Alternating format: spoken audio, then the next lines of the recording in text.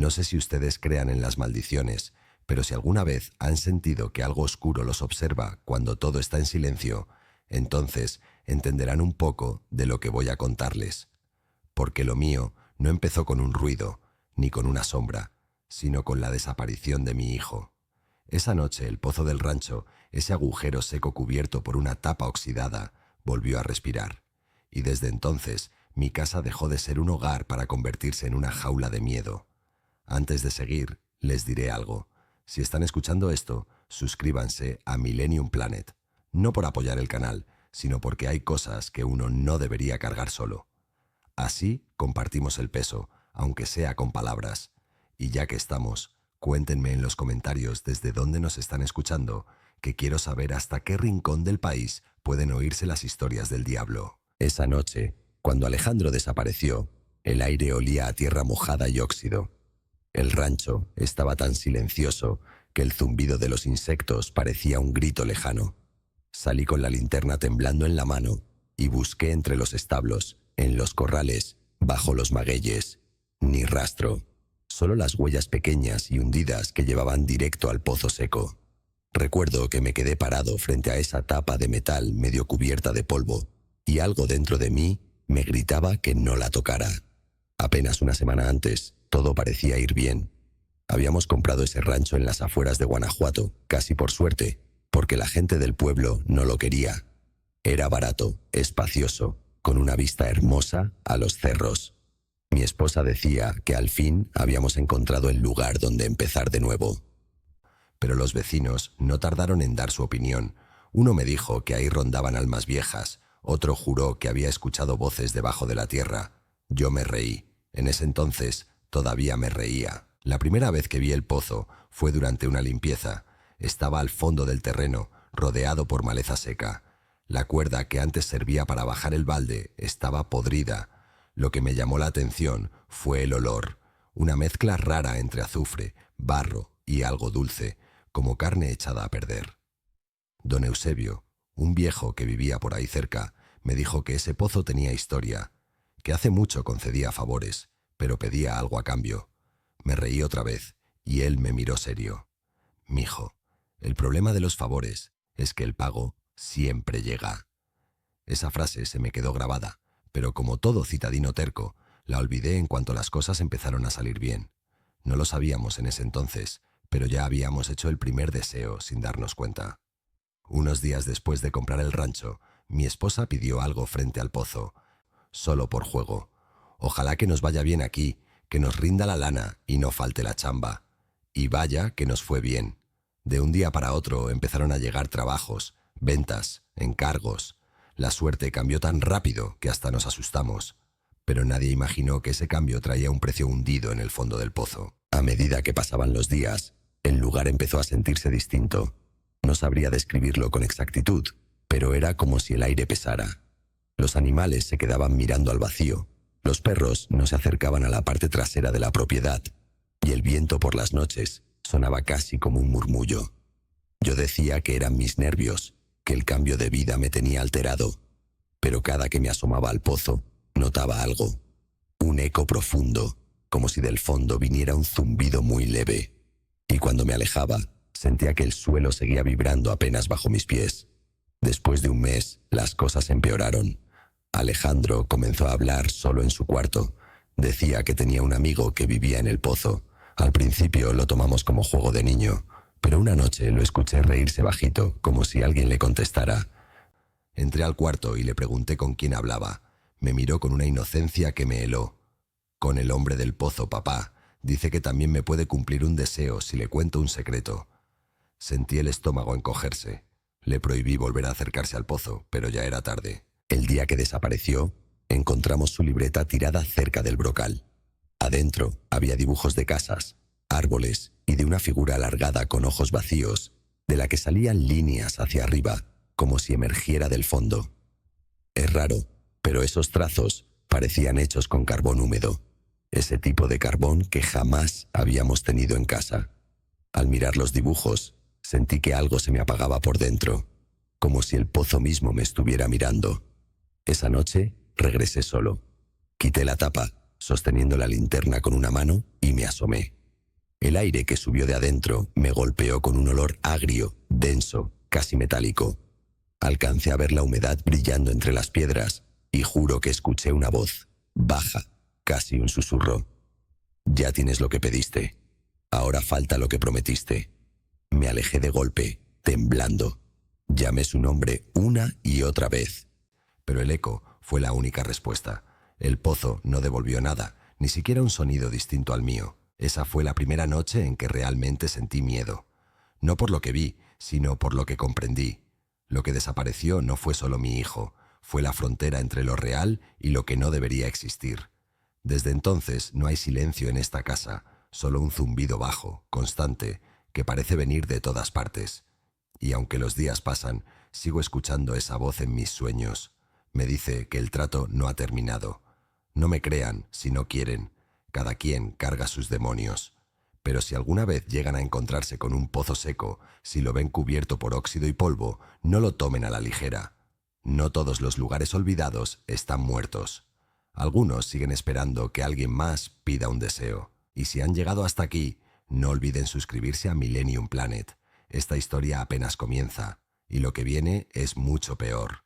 Déjenme en los comentarios si alguna vez han sentido que algo los observa desde la oscuridad, porque si lo han sentido, entonces ya saben cómo empezó todo para mí. A veces uno no sabe cuándo empieza a vender su alma.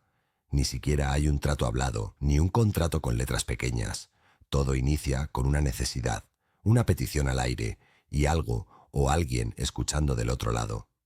Así empezó todo con el primer deseo. No hubo ceremonia ni invocación, solo mi esposa frente al pozo, jugando con la idea de que ese agujero pudiera tener algún poder, como contaban los viejos del pueblo. Recuerdo que ese día el sol cayó pesado. Estábamos limpiando el terreno, levantando la basura y quemando ramas secas. La tapa oxidada del pozo estaba medio hundida y pareciera respirar con el viento. Mi esposa, entre broma y curiosidad, se inclinó y dijo: «Si es cierto que concedes deseos, pozo, que no nos falte dinero para levantar esto». Yo solté una risa cansada y le dije que no anduviera diciendo esas tonterías. Ella respondió que no perdía nada con intentar. Nadie imaginó que alguien sí la estaba escuchando. Esa misma semana las cosas cambiaron. Un compadre de la ciudad me consiguió un trabajo temporal en una obra grande, pagando el triple de lo normal. De la nada. Y por si fuera poco, los encargos del taller de mi esposa comenzaron a multiplicarse. Era como si la suerte nos hubiera mirado por fin. Por primera vez en años, teníamos billetes guardados en una caja, no deudas. Pero desde el principio hubo algo que no cuadraba. El dinero olía mal, rancio, como si hubiera estado guardado entre paredes húmedas o bajo tierra. La primera noche que lo noté, tuve pesadillas. Soñé con el pozo abierto y con algo moviéndose adentro, algo que respiraba despacio, casi como un animal dormido. Al despertar, juraría que había un sonido en la cocina, un chapoteo leve, como agua goteando. Me levanté, encendí la luz y encontré el piso manchado de tierra húmeda, justo junto a la caja donde guardábamos el dinero. No le dije nada a mi esposa. Creí que era mi cabeza jugándome trucos. Con el tiempo, los billetes parecían multiplicarse. Mi esposa decía que estaba bendecido el negocio, que el rancho traía buena vibra. Yo fingía creerlo, pero algo no se sentía bien. Cada vez que contaba el dinero, sentía un escalofrío bajándome por el cuello. Era como si las sombras del cuarto se movieran suaves, contándome que eso no era suerte. Y había otro detalle. Por más que tratábamos de limpiar, el olor no se iba. Era un aroma agrio, casi metálico, como el de un animal muerto en el monte. Un día pasó algo que ya no pude ignorar. Entré al taller y vi a mi esposa pallidecer. Tenía entre las manos un encargo especial que le habían dejado, un par de figuras talladas para una fiesta patronal. Al abrir el paquete que le habían pagado por adelantado, encontró más dinero del que correspondía, mucho más. Junto a los billetes venían unos mechones de pelo seco, como si hubieran estado enterrados en lodo. Ella me miró sin hablar. Solo dijo: «¿Tú ves lo que yo veo?». Asentí, sin saber qué decir. A partir de ahí, comenzaron los rumores. Los vecinos decían que el pozo otra vez estaba activo, que habían escuchado susurros cuando pasaban cerca de nuestro terreno. Don Eusebio me llamó una noche y me pidió que lo escuchara. Mijo, ese pozo siempre cobra. La gente se fue porque no aguantó el precio. Tú crees que el dinero llega solo, pero no. Siempre viene de alguien, aunque no sepas de quién. Me contó que antes del abandono hubo familias que recibieron riquezas repentinas y que después, uno por uno, fueron desapareciendo sus animales, sus niños y, al final, ellos mismos. Yo traté de convencerme de que solo eran cuentos de pueblo, de esos que se usan para asustar a los nuevos, pero la evidencia estaba ahí. De madrugada, escuchaba ruidos de algo arrastrándose bajo la tierra, un golpe seco en las paredes del pozo, como si algo se moviera buscando salir. Empecé a tener miedo de acercarme siquiera a esa parte del rancho. Incluso los perros se quedaban parados mirando hacia el brocal y aullaban bajo. Ninguno se acercaba más de unos pocos metros. Una mañana salí temprano a ordeñar las vacas y encontré algo enterrado en el suelo, justo al lado del pozo. Era un zapato pequeño, de esos que usaba Alejandro cuando era más chico, cubierto de tierra húmeda. Lo saqué con las manos temblando y me di cuenta de que la tierra no estaba seca. Estaba tibia, como si acabaran de removerla. Me alejé de ahí, sintiendo un mareo que casi me tira al piso. Esa tarde discutí con mi esposa. Le dije que debimos haber hecho caso a las advertencias. Ella se enojó. Dijo que no era justo culpar al pozo, que todo lo que teníamos era fruto de nuestra chamba. Pero mientras gritaba, algo extraño pasó. El espejo del comedor se agrietó. No se cayó, no golpeé nada. Simplemente se abrió una línea desde el centro, recta, como si alguien del otro lado lo hubiera arañado. Desde entonces, cada vez que paso frente a ese espejo, me parece ver una figura parada atrás, demasiado alta, demasiado delgada. Con el paso de los días, el dinero dejó de darnos alegría. Empezamos a pelear por cualquier cosa. Una noche desperté y vi a mi esposa sentada al borde de la cama, con los ojos abiertos, murmurando sola frente a la ventana. Cuando intenté hablarle, me miró, pero sus pupilas estaban dilatadas, negras. Dijo una sola frase: «Él nos está cuidando».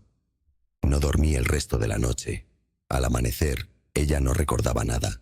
No sé si eso era posesión, locura o simple consecuencia del miedo, pero desde ahí supe que algo se había metido con nosotros. Yo todavía intento entender quién o qué escucha desde el fondo de ese maldito pozo, porque después del dinero vinieron cosas peores, peores de verdad. Y lo más aterrador de todo fue darme cuenta de que ya era imposible detenerlo. El pozo no se cierra, no se tapa, no se ignora. Él elige cuándo darte y cuándo cobrarte, y el cobro siempre llega. La última vez que hablé con don Eusebio, me dijo algo que no olvido. Ese dinero que apesta no es tuyo, es prestado, y quienes prestan desde abajo no perdonan las deudas. Esa noche enterré la caja con los billetes lejos de la casa, pero al día siguiente, cuando desperté, estaba otra vez en el mismo lugar donde dormíamos, abierta, llena, con el doble de dinero adentro. Desde entonces entendí que el pozo no te deja soltar lo que te da. Es su manera de recordarte que ahora eres parte del trato. No sé ustedes, pero yo ya no creo en la suerte. Y si alguna vez escuchan que algo bajo la tierra les ofrece ayuda, por favor, no contesten. El precio siempre es más alto de lo que uno puede pagar. Hay promesas que deberían quedarse entre la gente y no involucrar cosas que uno no entiende. Después del asunto del dinero, mi esposa empezó a perder el apetito y a tener ataques de ansiedad. Decía que el aire del rancho se sentía pesado, como si alguien la mirara constantemente. Yo trataba de mantener la calma, pero ya se me notaba en la voz. Todo el asunto del pozo había dejado una grieta entre los dos y las noches eran cada vez más largas. Mi madre vino desde León a ayudarnos por un tiempo. Ya estaba grande, andaba enferma del corazón, le costaba respirar y no había médico que la alivianara. Cuando la vio, mi esposa dijo que quizás el pozo podía ayudarla. Me opuse de inmediato. Después de lo que habíamos vivido con el dinero, juré no volver a acercarme. Pero la enfermedad de mi madre empeoraba. Las madrugadas eran un concierto de tos seca y quejidos que me rompían el alma. Una noche, sin decirme nada, mi esposa volvió a hacerlo. La encontré frente al pozo, con una vela encendida y el rosario colgando del cuello. Estaba de rodillas y susurraba algo. No logré escuchar todo, solo alcanzó a decir: que se cure, lo que sea, pero que se cure. Cuando la confronté, Me gritó que lo hacía por el bien de todos, por el bien de mamá. Ella lloraba, temblaba, pero no parecía arrepentida. Esa misma madrugada el viento cambió de dirección y por primera vez en semanas olí algo fresco proveniente del pozo, un aroma dulce, a flores secas. Pensé que era mi imaginación, pero no. Al día siguiente, mi madre despertó como si jamás hubiera estado enferma. Fue un milagro, o eso creímos. Caminó sin ayuda, comió con apetito y hasta barrió el corredor cantando viejas canciones. Todos en el pueblo se sorprendieron. Decían que la fe movía montañas, que Dios todavía ponía su mano sobre los que sufrían, pero dentro de mí sabía que eso no venía de Dios. Lo supe cuando vi sus ojos. Ya no eran los mismos. Había algo extraño en la manera en que te miraba, fija, sin parpadear, con una sonrisa que no se le borraba nunca. A los pocos días empezaron los sonidos, golpes en las paredes del cuarto donde dormía, pasos lentos arrastrando los pies por el pasillo. Mi madre decía que era la madera, que la casa era vieja y se quejaba con el clima. Pero los perros no dormían. A medianoche ladraban al mismo punto, justo hacia la ventana del cuarto donde ella reposaba. Una madrugada me atreví a mirar por debajo de la puerta y la vi parada frente al espejo, con la cabeza ladeada, murmurando frases sin sentido. Entre esas palabras reconocí una: pozo. Después de eso, las cosas se torcieron del todo. Una tarde salí al campo y mi madre me siguió, sin decir una palabra. Caminamos hasta la parte trasera del terreno, donde la tierra estaba más húmeda. Se detuvo frente al pozo, ahora completamente destapado. El aire salía tibio, como respirando. Ella dijo: «Él me dio nueva vida, hijo, pero hay que cuidar el trato». Cuando le pregunté qué significaba eso, comenzó a reír. No una risa normal, sino profunda, gorda, como si fuera de otra persona. Me paralicé. No pude moverme hasta que ella terminó y se alejó caminando de espaldas. Después de eso, el pueblo comenzó a hablar. Algunos juraban haberla visto caminando sola de noche por el camino al cementerio. Otros decían que la escuchaban rezar nombres que no eran santos. Fui con el padre del pueblo y le conté todo. Me miró en silencio, cruzó las manos y dijo algo que se me grabó como un hierro caliente. «Hay favores que no vienen de arriba. Tu madre no fue curada, fue tomada».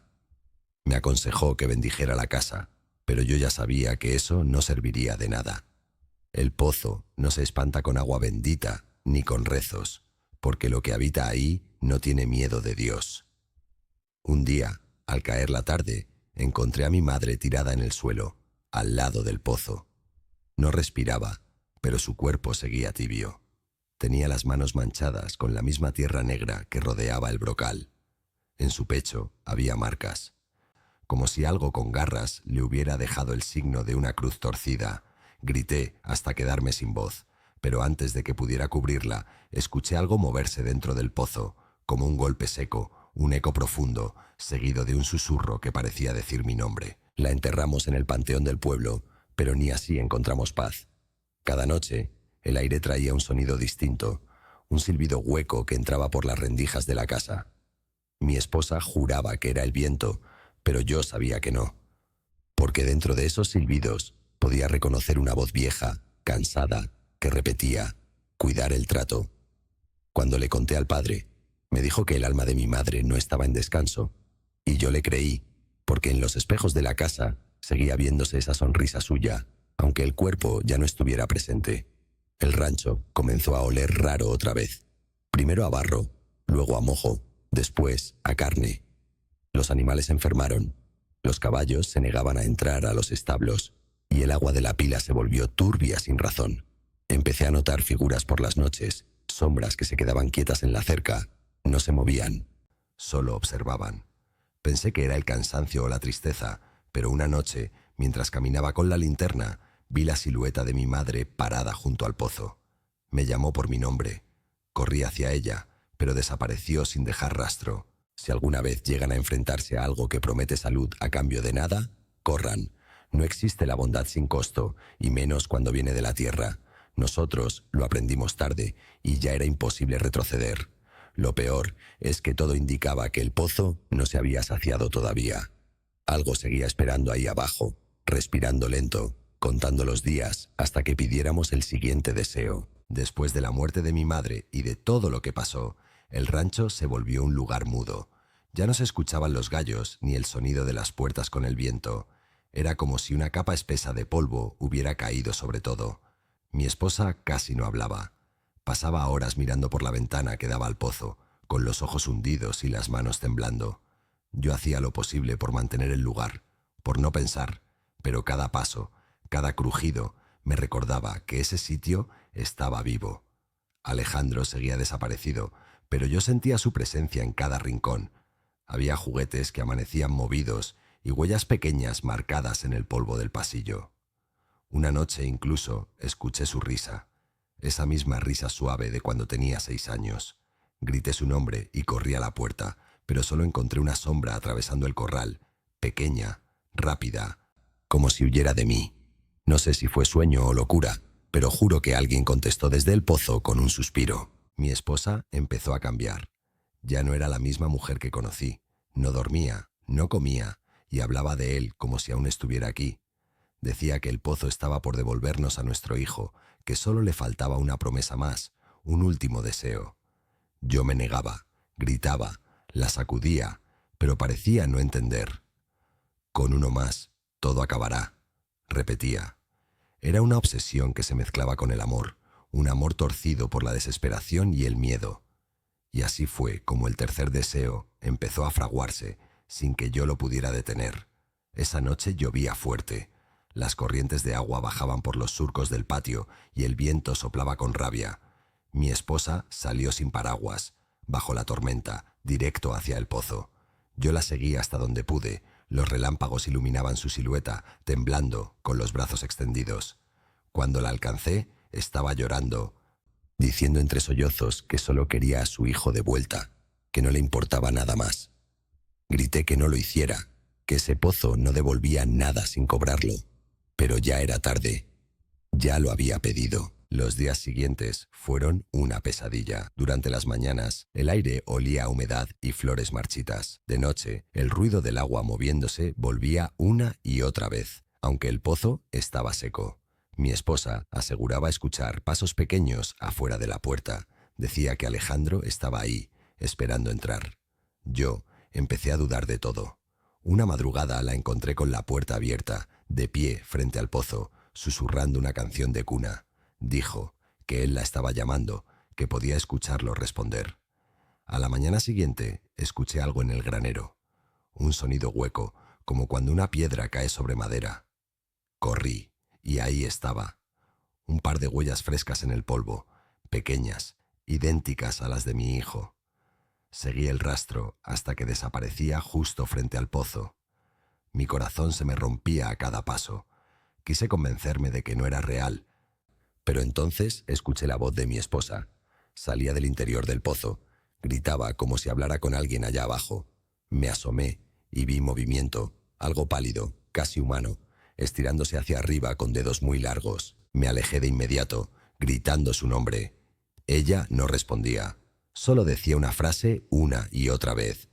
Lo tengo aquí conmigo, no puede irse sin mí. Esa noche no dormí. Cada ruido era un lamento. Cada sombra, una advertencia. Al amanecer, ella no estaba en casa. Busqué por todo el rancho, hasta que llegué al pozo. Estaba abierto, sin la tapa, y alrededor, el barro estaba marcado con las pisadas de una persona, y junto a ellas, las huellas pequeñas otra vez. Dentro del pozo, el eco era raro, interrumpido, como si respirara. Don Eusebio apareció ese día sin que lo llamara. Me miró y supo lo que había pasado. Dijo que el pozo nunca devuelve lo que se perdió, que lo único que hace es copiarlo, que cada vez que alguien pide algo, lo que sube de ahí no es lo que uno esperaba. Me habló de una historia vieja, de una familia que quiso resucitar a su hija y que lo que volvió de la tierra caminaba, respiraba y hablaba, pero sin alma. El amor que nace del pozo consume lo que toca, dijo. No supe qué contestar. Esa misma noche escuché la puerta abrirse. Corrí al pasillo, apuntando con la linterna, y la vi. Era ella. Mi esposa estaba empapada, cubierta de lodo, con los ojos hundidos y la piel grisácea. En sus brazos llevaba un bulto envuelto en cobijas. Su voz era temblorosa cuando dijo: «Ya está aquí, nuestro niño volvió». Me quedé quieto, sin poder moverme. El bulto se movió y oí un sonido, un gemido suave, como si de verdad hubiera un niño dentro. Pero cuando se acercó, el olor me golpeó. Era el mismo aroma agrio del pozo. Levantó la manta. Y lo que vi me quitó el aire. No era mi hijo. No sé qué era, pero tenía su forma. Los ojos vacíos, la piel blanca como cera, los dedos torcidos y una boca que se movía sin sonido. Ella lo abrazaba con ternura, como si no notara nada. Yo lloraba, temblando, sin saber si matarlo o huir. Pero no hice ninguna de las dos. Esa noche dormí en el suelo, escuchando el ronroneo seco que salía del cuarto y cada tanto un murmullo bajo: «Papá». Al amanecer, todo estaba en silencio. Entré al cuarto y no había nadie. En la cama solo quedaba la manta, empapada y con marcas de barro. Fui al pozo y lo encontré cubierto otra vez, pero con algo diferente. En la tapa había una palabra escrita con lodo, grande, como garabateada por una mano pequeña. Decía «Pago». El rancho entero olía a hierro, como si la tierra sangrara. Y desde ese día, el pozo no volvió a sonar. Pero cada que llueve, el agua que corre por las piedras parece murmurar los mismos nombres que una vez amé. Dicen que el amor lo puede todo, pero yo aprendí que también puede arrastrarte al fondo. El tercer deseo nos dio lo que más queríamos, pero a cambio nos quitó la esperanza. Y lo peor es que, en algún rincón de mi mente, aún escucho esa voz infantil riéndose, preguntando si esta vez sí fue suficiente. Tal vez el pozo nunca quiso almas. Tal vez solo quiere que alguien lo siga escuchando. Hace tiempo que ya no duermo. El silencio del rancho se volvió mi castigo. Todo está muerto, menos el sonido leve que sigue viniendo desde abajo. Es un zumbido que no cesa, como un corazón latiendo bajo la tierra. Creo que ya no vivo aquí por decisión. Más bien, el pozo no me ha dejado ir. Y si hoy hablo, es para que alguien escuche antes de cometer el mismo error. Uno no pacta con la oscuridad y sale limpio, no cuando el precio es el alma. Después del tercer deseo, el mundo se volvió un eco. Los días pasaban lentos, hundidos en una calma podrida. El rancho quedó vacío de voces y lleno de ecos. Yo caminaba solo entre las paredes, repitiendo los nombres de los que ya no estaban. Mi esposa no regresó nunca más, pero hay noches en que siento su respiración justo detrás de mí, cálida como cuando dormíamos juntos. Solo que ahora viene acompañada de aquel olor del pozo, hierro, humedad y sangre vieja. Intenté irme. Vendí lo que pude. Preparé el coche y conduje hasta la salida del pueblo. Pero cada camino terminaba devolviéndome al mismo sitio. No estoy exagerando. Conduje durante horas bajo el sol, sin cruzar a nadie, y cuando al fin reconocí un árbol torcido en la orilla del camino, me di cuenta de que era el mismo que está frente al rancho. Lloré. Supe entonces que el pozo ya no solo estaba en la tierra, ahora vivía en mí. Tal vez nunca hubo escapatoria. Una noche escuché ruidos fuertes cerca del pozo. Salí con la linterna y lo vi. La tapa estaba fuera de su sitio. El viento soplaba, arrastrando ese hedor denso que conocía tan bien. Me acerqué despacio, temblando, hasta que lo escuché otra vez. No era viento. Era mi nombre, dicho con voces distintas, todas juntas, una marea de murmullos desesperados. Reconocí la voz de mi madre. Luego, la de Alejandro, y al final, la de mi esposa. Lloraban, suplicaban que los sacara. Pero también había otra voz, más profunda, que no sonaba humana. Cada deseo tiene su precio, dijo, sin boca, sin forma, solo eco. Pediste riqueza, curación, amor, pagaste con sangre, fe y alma, pero aún falta tu promesa. Supe entonces lo que quería. No quería dinero ni sacrificios físicos. Lo que el pozo pedía era permanencia, una presencia viva que lo alimente con su recuerdo, con su dolor. Por eso no puedo irme, ni puedo morir. Soy el último pago, el custodio de su condena. No sé cuánto tiempo ha pasado. A veces el amanecer llega y las sombras no se mueven. Otras, el sol parece brillar demasiado fuerte, como si me vigilara. El pueblo olvidó el rancho, o decidió hacerlo. Nadie sube hasta aquí. Tal vez los rumores crecieron. Tal vez simplemente aprendieron que hay terrenos que deben seguir vacíos. Aún así, he escuchado pasos a lo lejos. Gente curiosa que se atreve a hurgar. Siempre los mismos gritos. Siempre la misma historia repitiéndose. Hace unos días vino un muchacho. Decía que grababa para su canal, que quería documentar leyendas de Guanajuato. Lo observé desde la ventana, mientras se acercaba con su cámara y caminaba directo hacia el pozo.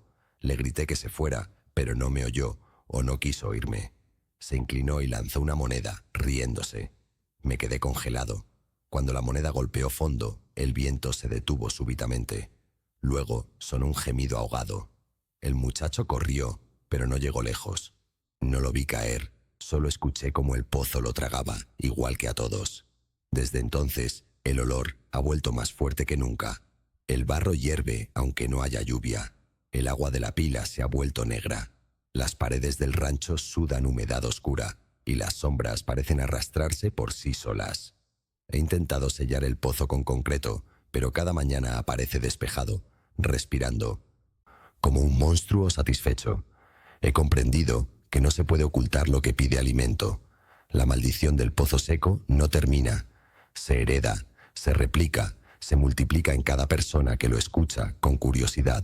A veces me pregunto si el pozo fue alguna vez solo un hoyo. Hay marcas grabadas en las piedras interiores, símbolos que brillan débilmente con la luz de la luna. Uno de ellos lo reconocí, la misma cruz torcida que mi madre tenía en el pecho el día que la enterré. El aire vibra cuando los toco, el suelo palpita, y cada vez que intento cerrar los ojos, veo las caras de los míos, sonriendo como antes, pero con un fondo gris, como dibujos mojados. No me queda duda, el pozo no concede, copia. Lo que devuelve es solo una máscara, un artificio hecho para atormentar. He pensado en lanzarme dentro, acabar con esto, pero ya lo intenté. Hace 2 noches amarré una cuerda y bajé unos metros con una linterna. El aire, allá abajo, era tibio, demasiado tibio para un lugar que se supone vacío. Las paredes estaban húmedas, cubiertas de una sustancia viscosa y negra, y más abajo, mucho más abajo, alcancé a ver movimientos, como si algo respirara bajo el lodo.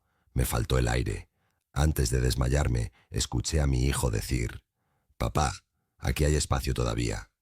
Cuando desperté, estaba otra vez arriba, con la cuerda cortada. Ya no tengo miedo. Solo me queda esperar. Sé que el pozo vendrá por mí cuando lo decida. Quizás ya lo haya hecho. Pero si esta grabación o este relato llega a alguien, quiero que entiendan algo. Las cosas que prometen cumplir deseos nunca dan, solo toman. Puede que el pozo parezca dormido, pero el silencio también se alimenta, y cada palabra que cuento ahora podría ser su manera de abrirse a otro. Así que si algún día llegan a Guanajuato y alguien les hable del rancho abandonado con el pozo seco, no vayan.